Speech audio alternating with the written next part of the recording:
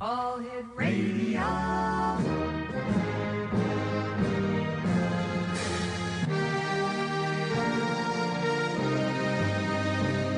Welcome to the X Zone, a place where fact is fiction and fiction is reality.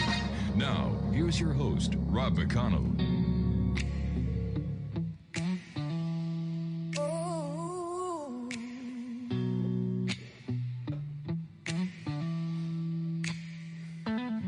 Past midnight on Yates Street, the signal hums low. Static's alive and the shadows glow. Through the glass of the control room door, something whispers, we've been here before. Old footsteps echo the real sighs. The red on air, light flickers and dies. Through the hallway, a chill creeps deep. CKTB never sleeps. Ghosts on Yates Street.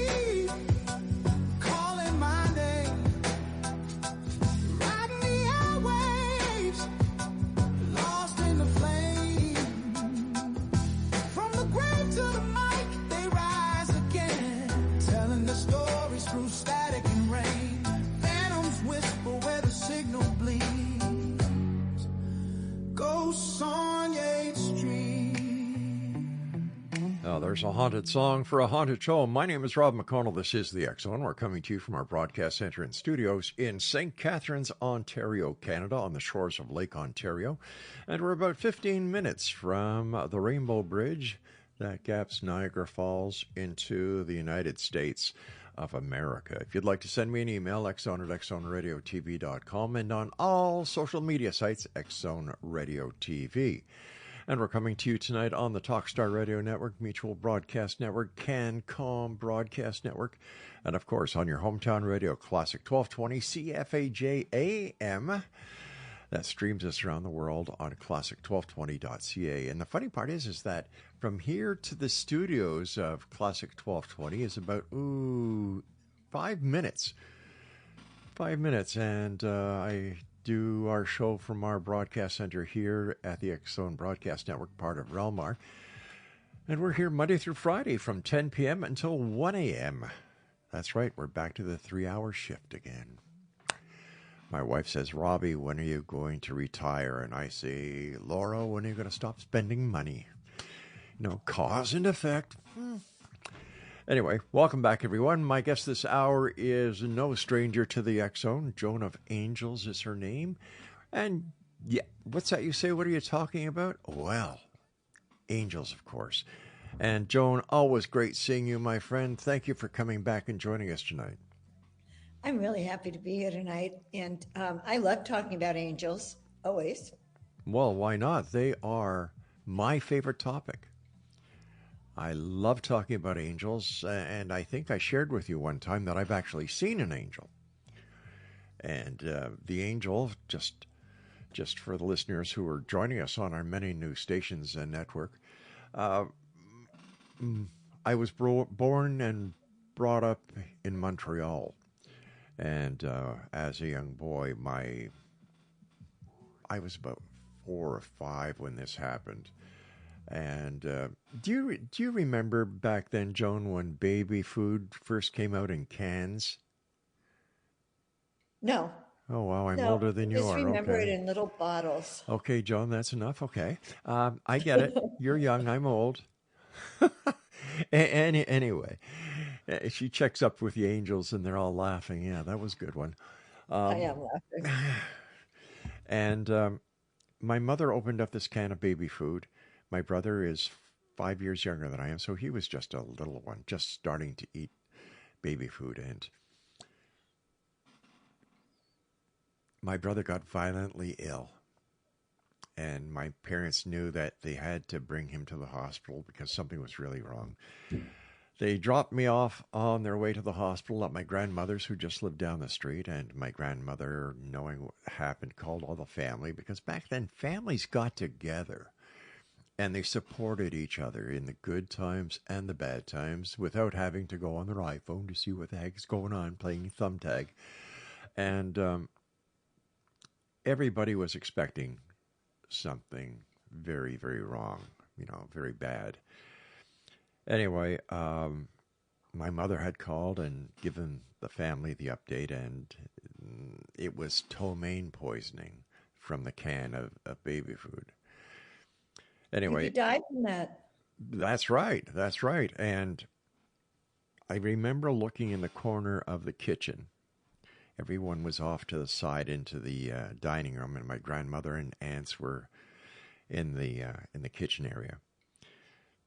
And I looked in the corner near the pantry. It was a walk-in pantry, and there I saw somebody that I didn't know, but all I knew was that this man was making me feel good. You know, he was white hair, blue eyes, wearing, I believe, a gown. And the message I was getting, everything was going to be okay. And my grandmother said, Robbie, what are you doing? I said, oh, I'm looking at the man over there. And the man wasn't there anymore. As soon as I said that, the phone rang. It was my mother. My brother had turned around, and everything was going to be okay.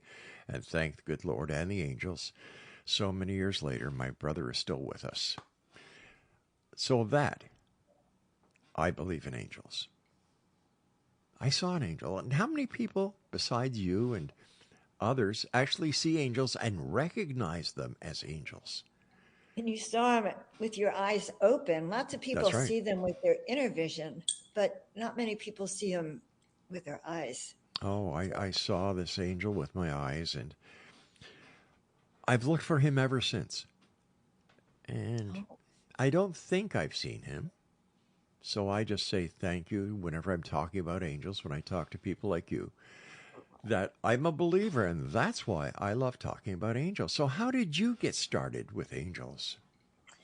Well, I think I've told you before. I received, it was Halloween 2013, and I was begging for a miracle. I mean, literally begging for a financial miracle, just your ordinary financial, send me a check, Sure. angels. And I heard this voice that says, paint 33 angels in 30 days. It wasn't what I wanted. I wanted the check. Okay. Right. So I hear this voice, 33 angels in 30 days. I say no. I heard the voice again, and I said no again. But then the third time I woke up, and it was like, oh, wait, this might be my miracle. Yeah. And so I painted 33 angels in 30 days, put the paintings on the wall of the loft. Book falls off the bookshelf. Your call for angelic assistance has been heard. And that's all I needed to hear. Wow. And honestly, they started communicating with me. I said, what am I going to do with these paintings? They said, paint us and we will come. And sure enough, I had these big images, like 13 of these huge beings that came in. And I didn't know what I was doing. I just painted. I turned the canvas upside down. They told me what to do. And they gave me messages as I painted. You know, I've heard of people who receive messages from angels when they're writing a book or something like that, but I've never heard of angels guiding a person to do paintings. And what did you think of? Was it like automatic writing except with a paintbrush?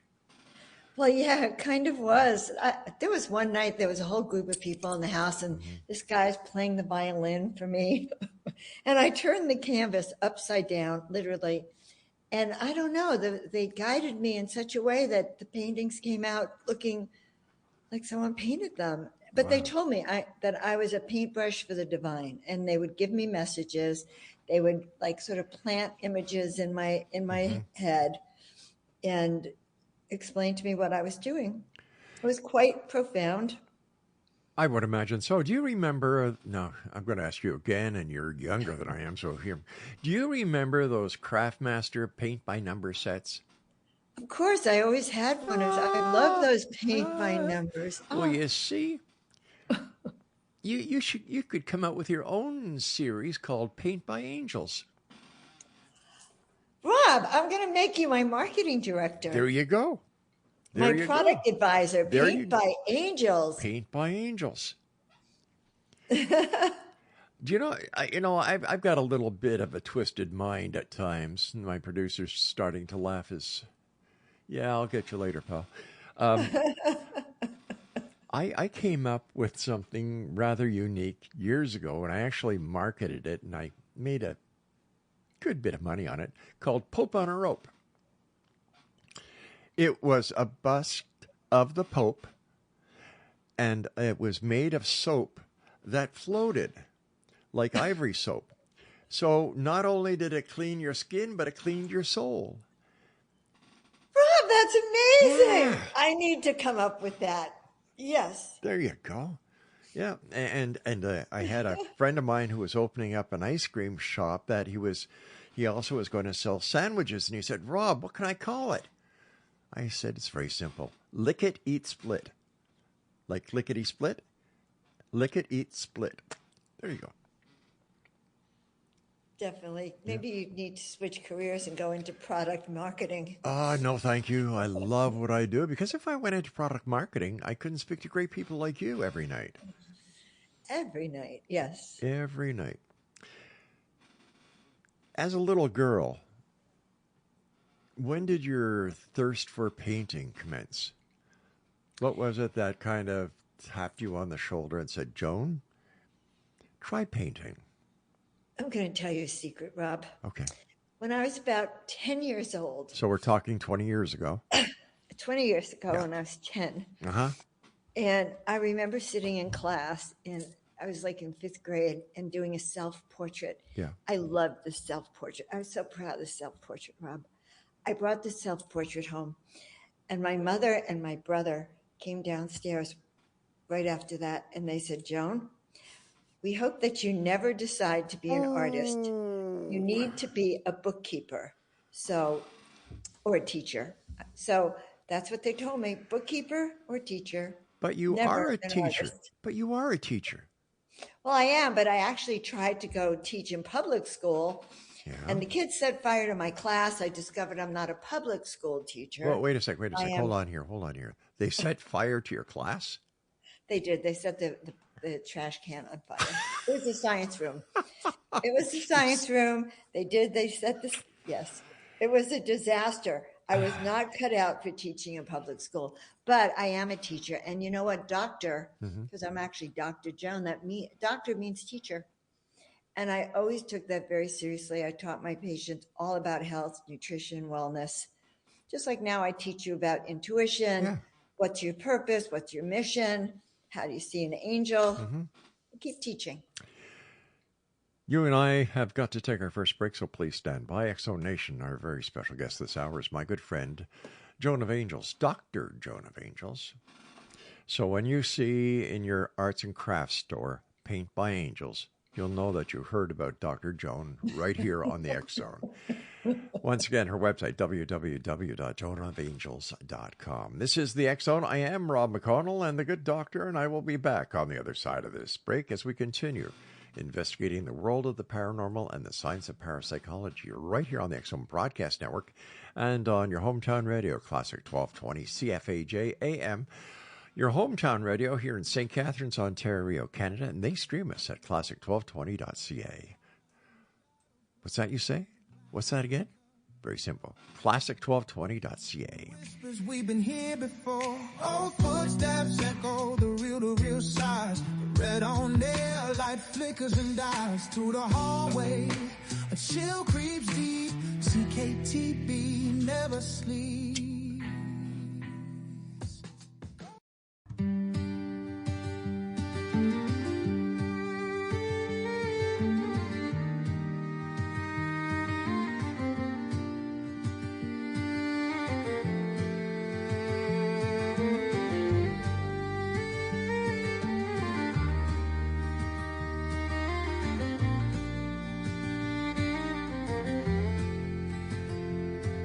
In the bitter Minneapolis cold, where snow and winter meet, Alex Pretty walked with open hands to stand beside the weak. A nurse who spent his life to help care for those in need. Not a soldier, not a threat, just trying to do good deeds. They called him names, they made their claims before the truth was known. But when the camera's on his side, Alex Pretty held a phone. He held a phone, not a gun, and just with every breath he drew, he meant to help, to calm the fear, not start a fight he never knew. They shot him down. Welcome back, everyone. Dr. Joan of Angels is our special guest, but I love calling her just Joan of Angels. Her website, joanofangels.com. I guess the angels are pretty busy these days with everything that is going on in the world. I mean, we've got a war, we've got sick people, we've got homeless people, we have people who are sleeping in their cars because they're not getting their paychecks. How do the angels cope with all this stress that they're under? Well, you know that the angels can handle multiple things, and they don't interfere. They watch. Maybe they, do a little wing fluff here and there, Yeah. twitch, but they have a lot to do right now. I am sure they're over there overseeing the war. Right. I have spoken to many soldiers who had combat and experienced angelic support that saved their life. So I'm hoping you're like really out there taking care of people. And I think we need angelic help more than ever right now in our country and in the world. Is it true that all you need to do is ask the angels for their help? Well, that's what they told me, Rob. They told me that your call for angelic assistance was heard. And that's what I've been told. You ask them. Yes, you can ask them every day. You can thank them ahead of time. You can tell them all the things that you need and turn it over to them. Because, there's a synchronicity in the universe that picks it up. And when you put your thoughts and intentions out into the universe, then it triggers a response back. And the universe wants you to succeed. That is a law. My wife came to me, I guess it was last Wednesday, and said, you know what? I don't know where my wedding band is with my sister's ring. And the sister's ring is braided gold. One color is yellow, the other is white, and the other is rose. And they're braided because there's three sisters. There's Laura, there's Pammy, and there's Darlene. And she said, I don't know where they are. I've lost them. Well, we tore the house upside down. We took everything inside out for 2 days. Both those days I was saying, please, angels, help. I need your help. Please, angels, please. I didn't want to, we went to the insurance company, and yes, they were going to cover it. We had to go down and get a police report.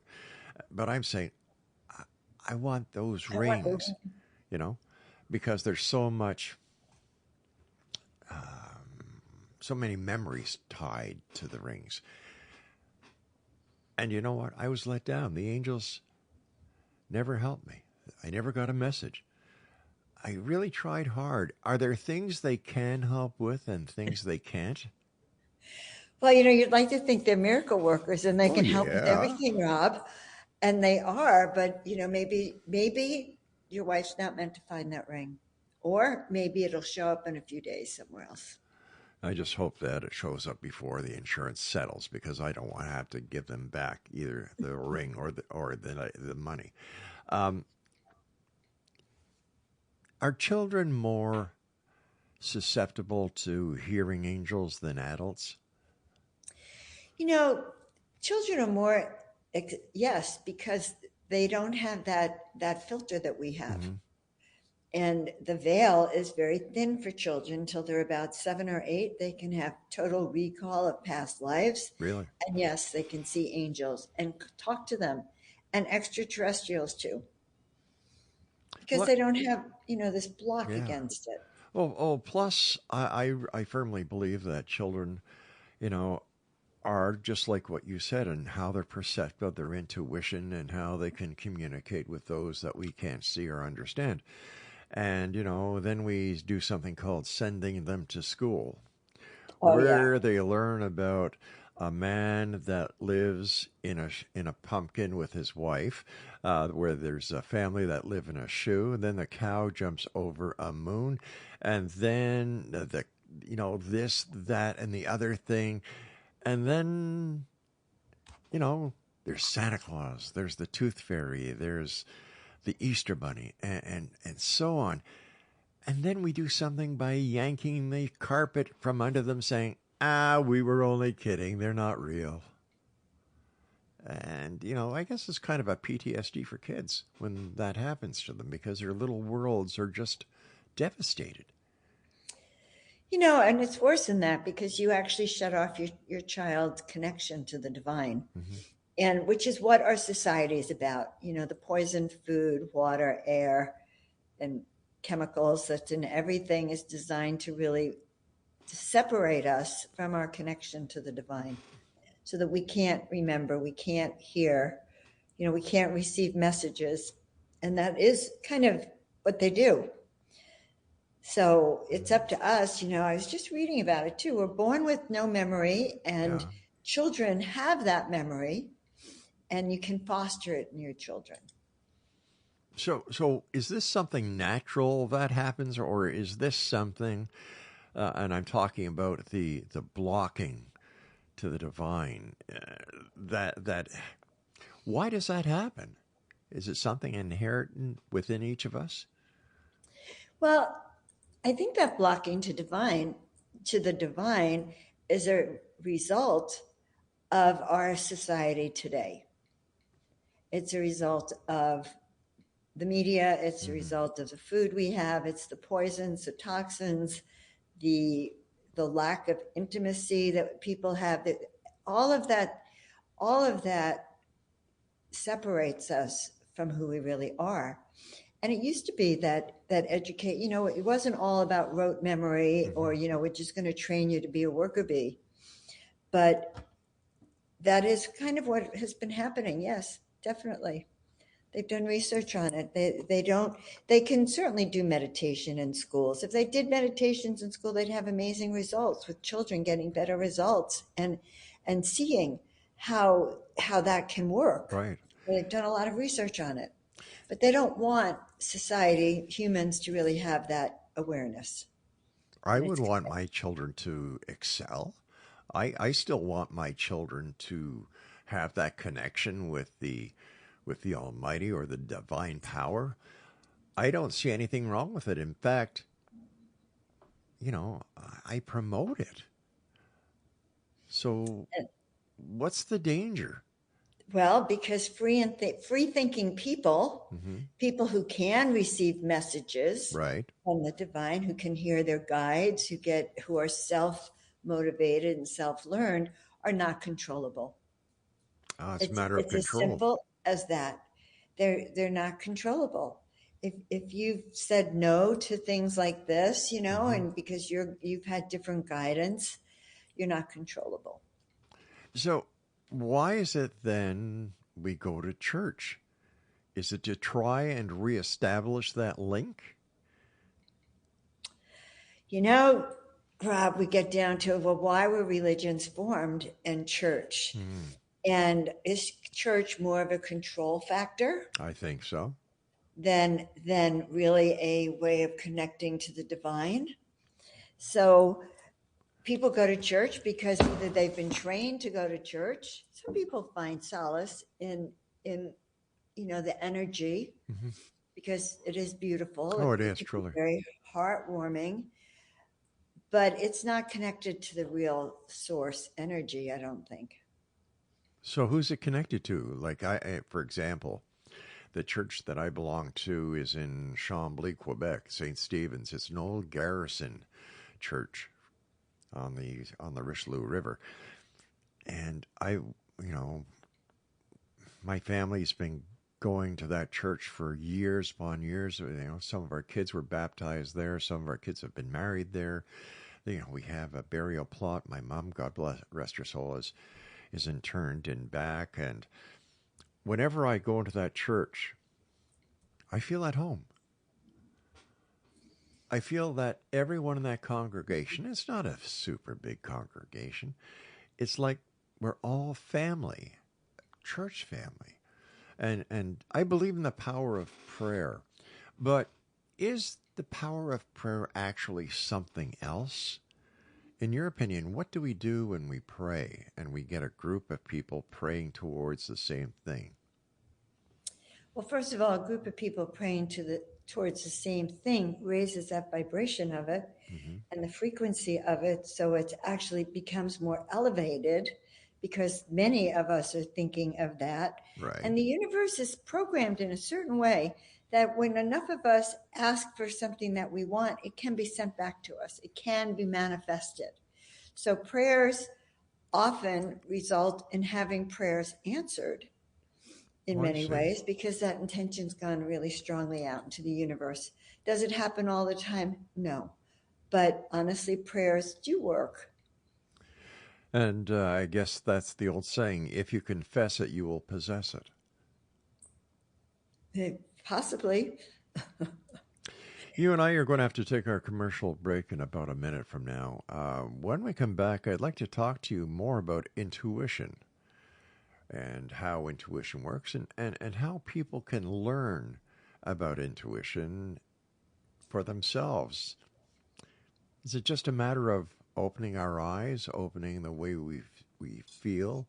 And meditation apparently is a big part of everything, which raises another question. Can we actually say that silent prayer may be a form of meditation? Food for thought.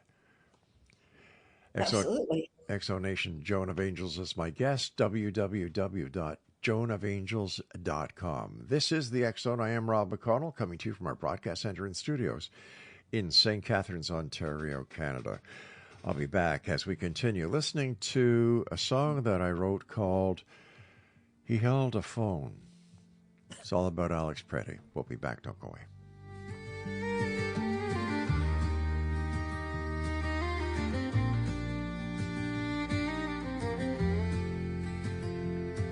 In the bitter Minneapolis cold, where snow and winter meet, Alex Preddy walked with open hands to stand beside the weak.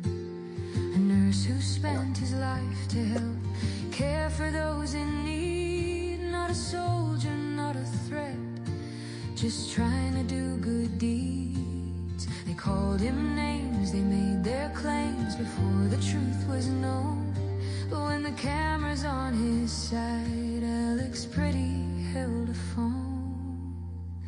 He held a phone, not a gun, and just with every breath he drew, he meant to help, to calm the fear, not start a fight he never knew. They shot him down in daylight's glare, and now the streets won't rest, for Alex Preddy's life was lost and justice.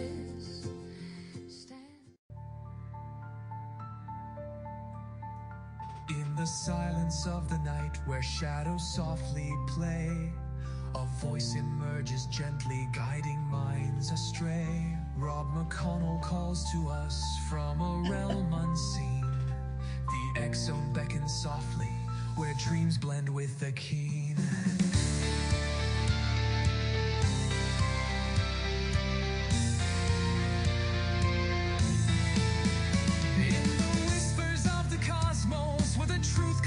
With lies, he crafts a tapestry of stories beneath an endless sky. In over 35 years of tales that twist and turn, each word a flicker sparking fires, igniting hearts that yearn. Dare to believe he softly pleads in this place divine, where fact is just a mirror and reality unwinds. In the X Zone, oh, we dare to dream through ethereal. Joan of Angels is my special guest. www.joanofangels.com is her website. Tell me about intuition. How important or how does intuition play in our day-to-day life, whether we know it or not? So intuition is critical, Okay. and it's one of the most important superpowers that you have. And it is a key to the path that you can walk on. It's usually, your intuition is usually heart-centered. When you hear it, you should listen to it. That's all I can say. It's very opposed to your logical mind, But they have done research to find out that people who listen to their intuition actually make better choices than people who follow their logical, quote, scientific mind. And that's because you're receiving information directly from consciousness, from that state of conscious awareness that's even outside of ourselves. You're receiving that. I believe in intuition. When I was young, I called it that gut feeling. And as a police officer, it came in very handy many times. I remember one time where it was about 4 o'clock in the morning and we were on patrol. And this car, just something wasn't right with it. And I got behind it and my partner says, "What are you doing? He hasn't done anything wrong." I said, "Trust me." So we pulled him over. Real nice gentleman. Very nice guy, and he gave us the driver's license registration. We ran it. Everything was okay. And I said, "Well, what are you doing in town at this hour?" He says, "Well, I'm a vacuum cleaner salesman, and we're looking to open a branch office in your community." And I said, "At 4 o'clock in the morning?" He said, "Yes, really." I said, "Would you mind opening up your trunk for us?" He said, "Certainly, officer, no problem." And he had vacuum cleaners in his trunk. And I said, "Now, would you mind if we took a look at the vacuum cleaners in the boxes?"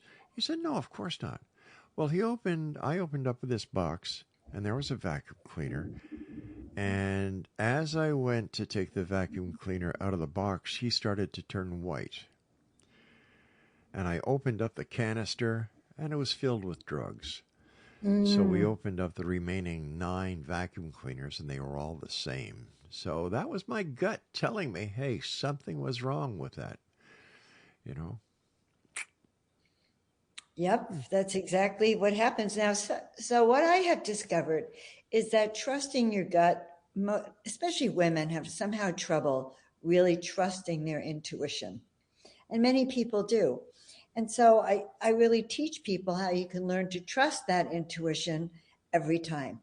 Because so for instance, years ago, 2013, before the incident with my painting, I went to the accountant, paid my taxes, he did all my taxes, and he sent them up to the IRS, and he hands me a stack of 3 tax returns, for my copies. And I go to my car, it's a rental car. I go to open the trunk. I hear a voice, Rob, that says, "Don't put your tax returns in the trunk." I look around, I'm going, that's crazy. Why? It says, swear to God, it's a true story. The trunk is going to open and they'll fly out. And I said, that's insane. And I did it anyway. And sure enough, Rob, I stopped short at a red light. The trunk opened. The tax returns flew out. I get a phone call 3 days later from an LA city worker who has my daughter's Social Security number. Oh, my heavens.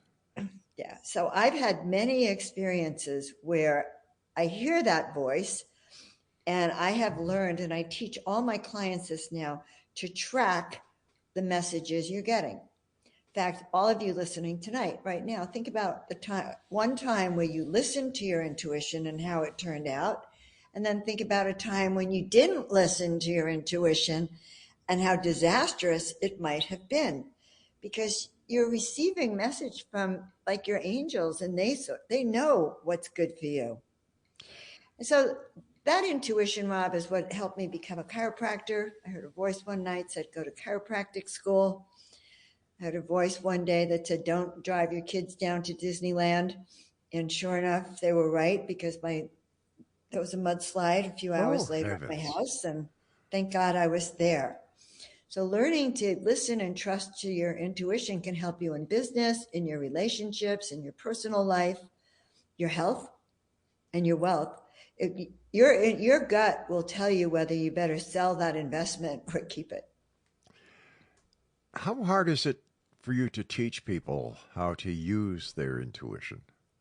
I love teaching people how to use their intuition. I have a class coming up next month on clarity, intuition, and strategies, how to create strategies for yourself, how to step out of when you have a decision, often it suddenly becomes very painful. You're trying to decide between A and B and A and B. Oh my God, this, and this. And you start to spin. The best approach, if you're really facing major decisions, is to step back and to really take a break and then to start to look at it objectively and look at the basis of your decisions. Is this about who I am? Because see, your intuition is connected to your soul purpose, your soul mission.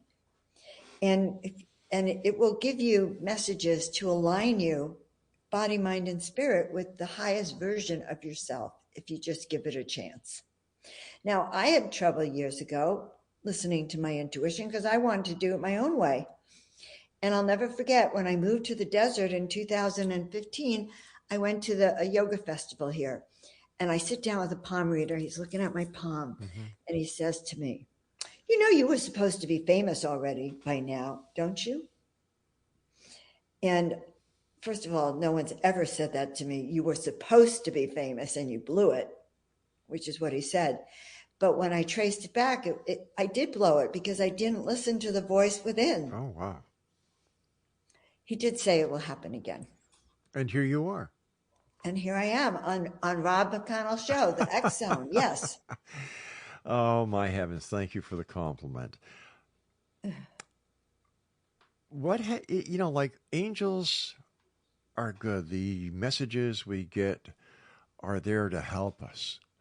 But is it possible that there are negative entities or forces out there that give us, they misguide us, they steer us in the wrong direction? And how can we differentiate between the voices of the good to those who are not good and who have other plans in store for us? Well, those who have nefarious intentions, usually you can pick them up. So if you're receiving a message and it's to do something like go rob a bank or, beat up that little old lady down the street, and that's like not your usual kind of thing that you do. Right. And you get that feeling of anxiety because it's not you. So, you get messages all the time. And the key factor is, does this align with myself, with my soul work? I don't get bad messages to do bad things to people. Right. But that's because I don't hear them, I guess. I don't know. But the key is in the vibrational frequency of what you're being told. How can you raise your vibrations? Well, you can raise your vibrations by positive thinking, by meditation, by jogging, by engaging in things that make you feel good, like things that, your art. Right. Like for me, it's art. Or Rob, I see your music. Those are things that raise your vibration when we have happiness and joy. So if you can get to happiness and joy, then you've raised your frequency a lot. So those are some of the things that can do it. Just even sitting at night or in the morning and writing down in your journal and kind of looking at the trends can help you. Looking at times where you listened to your intuition and you didn't listen to your intuition can help you evaluate where you're going. But understand that your angels want to help you. But there's also, nefarious energies upon the planet that are an opposing force that don't want you to hear. So they will send you a message to get you off your track. Oh yeah, go out into the bar tonight, Joan, instead of getting on the call with Rob. Go get drunk or go do this or, go hang out over there. And it's up to us to make that choice. I chose to hang out with Rob tonight. I thought it was a better choice, frankly, for me. But that's how it settles in. We're all, you have to decide if this is for your highest good or not. How do people react when their eyes are open, their ears are open, their hearts are opened, and they realize that, you know what, I'm getting these messages, and I know they're real now, and I know that what I call intuition could be coming from angels. That must be a wonderful feeling for people who've never had it before. Well, it is. It is. I think people are always receiving messages, all of you out there. It's just a matter of whether you're listening. You know, and a message could come through on the radio. It could be a song. That's the answer to your prayer right then and there. Or it could be that truck. Angel trucks drive by me all the time. Whenever I have a question, a truck comes by, says it's a miracle made or an angel made, all the time. You know, so you look for patterns in how you get messages. And I would imagine that messages can also come to you in your dreams. Yes, they can. Very often. And that's why it's also recommended you write down your dreams when you wake up in the morning, if you really want to track what's going on for you energetically. Exonation, Joan of Angels is my guest, and we have to take our final break for this hour. So when we come back, more angel talk, and we'll ask Joan some interesting questions. Like, I want to know about some of the strange, weird, or bizarre things that have come from angels that you kind of thought were way off whack that turned out to be true. Exonation, Joan and I return as the X Zone continues with yours truly, Rob McConnell, from our broadcast center and studios in St. Catharines, Ontario, Canada.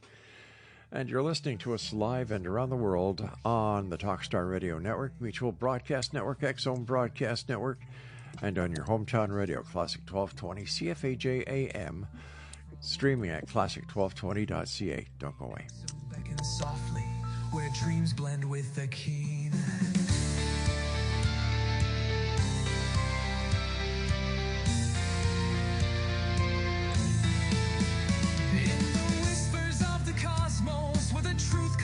With lies, he crafts a tapestry of stories beneath an endless sky. And over 35 years of tales that twist and turn, each word a flicker sparking fires, igniting hearts that yearn. Dare to believe he softly pleads in this place divine, where fact is just a mirror and reality unwinds. In the X Zone, oh, we dare to dream through it.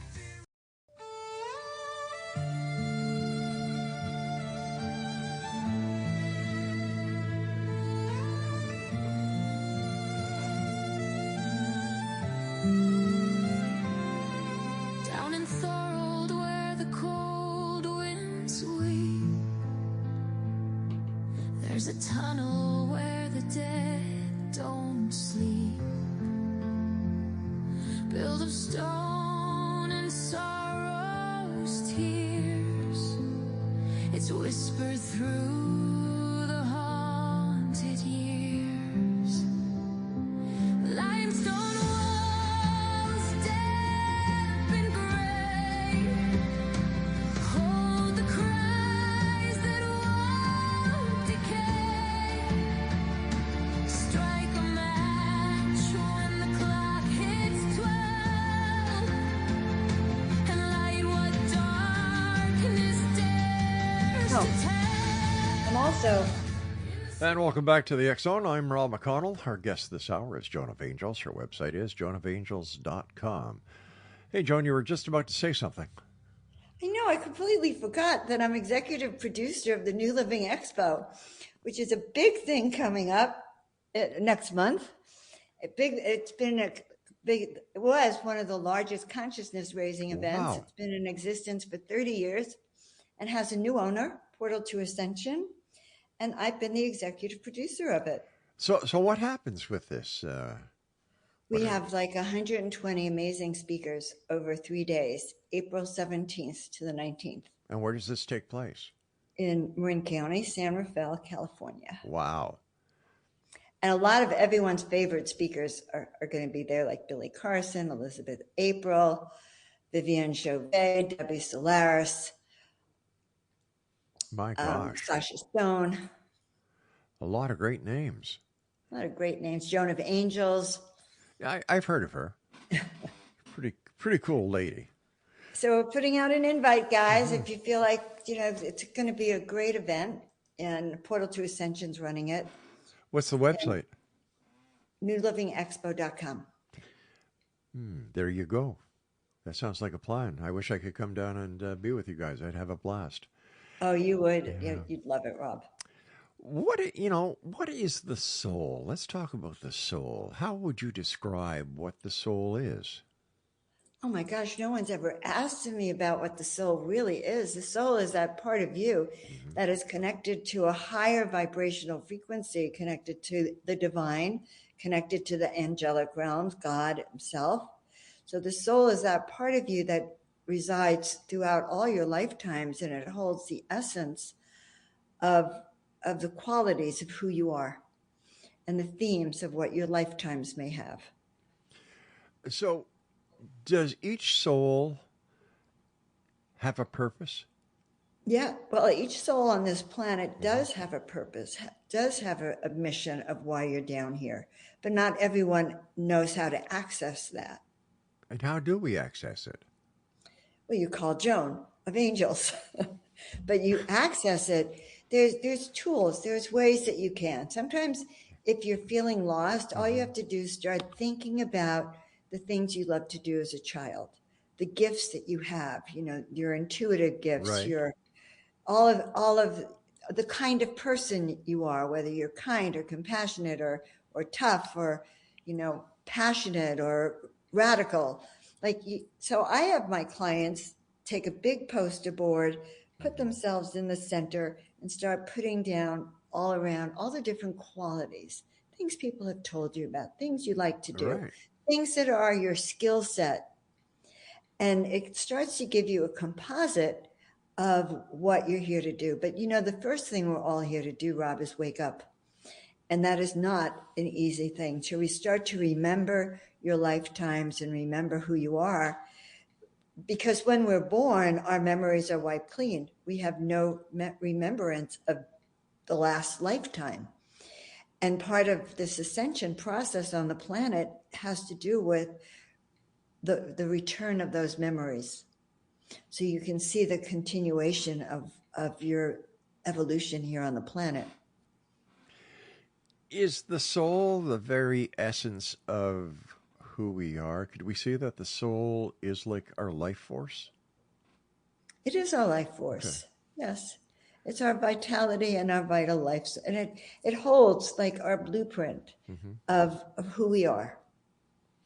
So when someone dies, the soul leaves the meat suit, and where does it go from there?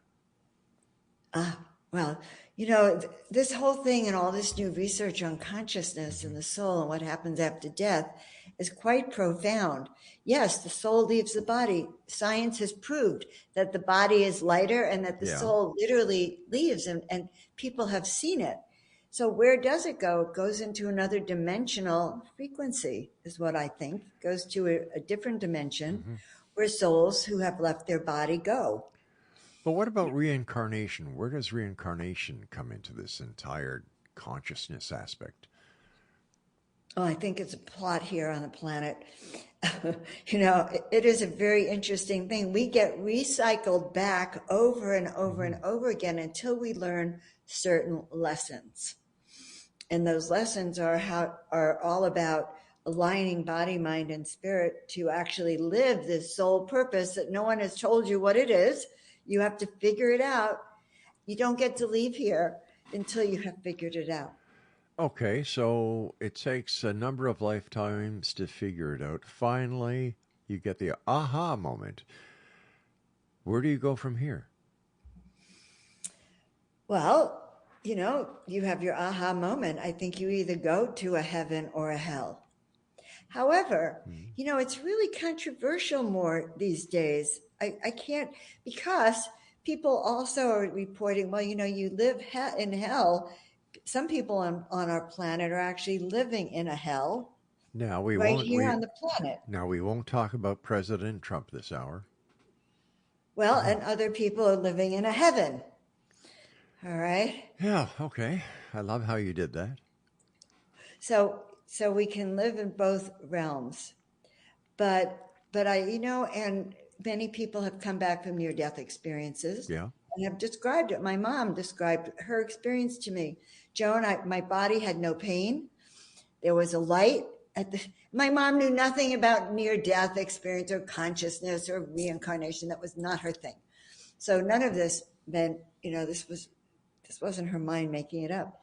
But yeah, they were there. She went through this tunnel. There was like a godlike form, an angel. They said, "Are you ready?" And she said, "No." And they sent her back immediately.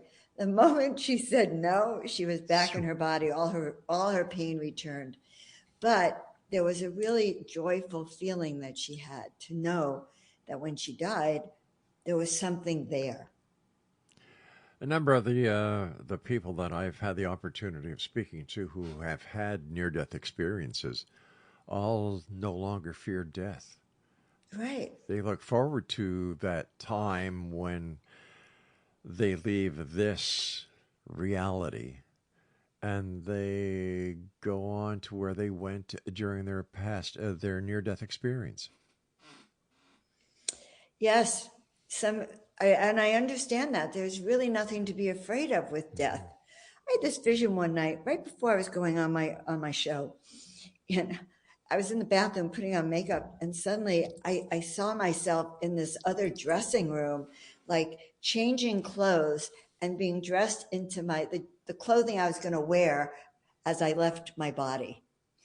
It was quite interesting. It was like, oh my God, that's all death is like you drop this body, you get a new one, or you get a new something. Yeah. It's like being in a dressing room. My wife, who was a nurse before she retired, shared with myself and other members of the hospital where she worked. We went out for supper, and the topic of near death came up, and the stories that are told by the medical profession, those who have how did they say it? They were blessed to be with the person at their time of passing. You know, they talk about how people at the time of passing can see their relatives that are waiting for them on the other side. Their little animals that they've had throughout their year are anxiously waiting for them to cross and come through the veil. And it totally puts a different fix on the negative connotation that we have of death. Except the Irish, they celebrate the life of the person when they die. You know? Well, that's a good thing to do. You know, when my mom was dying of lung cancer, she lived with me, and every morning I had to go in and give her a morphine shot. Right. Because she was in that much pain. And I'd walk in, and she'd go, Joni, I was just at this great party. They were all waiting for me. You know, her grandma, her grandpa, her brother, all of her family. She said they're like just waiting for me. They're calling me. They're playing music. And every morning she felt like she was getting closer and closer and closer to going. And she wanted, at that point, they really want to go and be with their family. By the way, do you know what the difference between an Irish wake and an Irish wedding is? No. One less drunk. There you go. The time is coming very shortly when you and I must say so long for tonight. But quickly again, give me the information on that Consciousness Expo that you're the executive. It's a great conference, New Living Expo. It's April 17th to the 19th. All of your favorite speakers are going to be there. We have a full house coming. www.newlivingexpo.com. Do me a favor, send me some information on that, and I'll send it out to the people and the listeners of the X Zone radio show. I think it would do a lot of good for a lot of people. Oh, beautiful. And if you come to the expo because you heard me on Rob, just come up and tell me when you see me. And, of course, you'll be able to tell Joan she's the one with the halo and the wings. Yes. Yeah. I'll be flying around that expo. We've got about a minute and a half. What is what message would you like to leave with the X Zone Nation tonight? You know, you all came here for a purpose and a reason, and this time is now. This is why we've all come. This is the most critical time in our planetary history, I think. And this is the time for you to actually step up and start to listen to those messages and step into the path that you came here to do, because we're all needed now. And I work with people for 45 years. I've been helping people step into their best version of themselves who they are and what they do. And if you have any issues, just reach out to me. I will help you step into that because you are needed now. Thank you so much for joining us, Joan. Always a great pleasure, and I can't wait until you come back and join us again to share your experiences, your love for angels. So until then, my friend, be well, and blessings to you and your angels. Thank you so much, Rob. Bye to all of you. Thank you all. Good night, Joan. Well, that's it for tonight, Exo Nation. I'll be back tomorrow night at 10 o'clock as once again we cross the time-space continuum to this place that I call the X-Zone, a place where people dare to believe and dare to be heard, a place where fact is fiction and fiction is reality, Monday through Friday from 10 p.m. Eastern until 1 a.m.